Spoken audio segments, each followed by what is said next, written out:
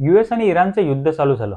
Expected होतं gold आणि silver सुद्धा वरती जातील, पण ॲक्च्युअलमध्ये ते वरती गेलेच नाही. तर का? याचं कारण आज आपण समजून घेऊया. सर्वप्रथम गोल्ड आणि सिल्वरचे रेट हे US डॉलरवरती सुद्धा डिपेंड आहे. याचाच अर्थ US इकॉनॉमी किंवा US डॉलर हा जर स्ट्रॉंग बनायला लागला तर अल्टिमेटली गोल्ड आणि सिल्वरचे रेट डाऊन होतात.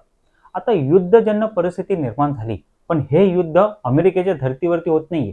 तर हे युद्ध अमेरिका नेहमी दुसऱ्यांच्या जमिनीवरती करत असतं आणि ह्या युद्धामुळे अमेरिकेला तेवढा प्रॉब्लेम क्रिएट होणार नाही.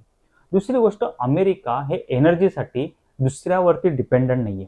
त्यांच्याकडे स्वतःचे ऑइल आणि गॅसचे साठे आहेत आणि ह्याच गोष्टीमुळे अमेरिकेमध्ये कुठल्याही प्रकारे इन्फ्लेशन वाढायची चिन्ह दिसत नाहीये आणि म्हणूनच US डॉलर हा स्ट्रॉंग बनायला लागला आणि जेव्हा जेव्हा US डॉलर स्ट्रॉंग बनतो तेव्हा तेव्हा गोल्डमध्ये डाऊनफॉल एक्सपेक्टेड असतो. सो मित्रांनो, त्याच्यासाठी तुम्हाला पोर्टफोलिओ क्रिएट करताना अंधाधुंद कुठल्या एका सेक्टरवरती इन्व्हेस्ट न करता एक प्रॉपर असेट अलोकेशन करूनच पोर्टफोलिओ क्रिएट करायचा असतो.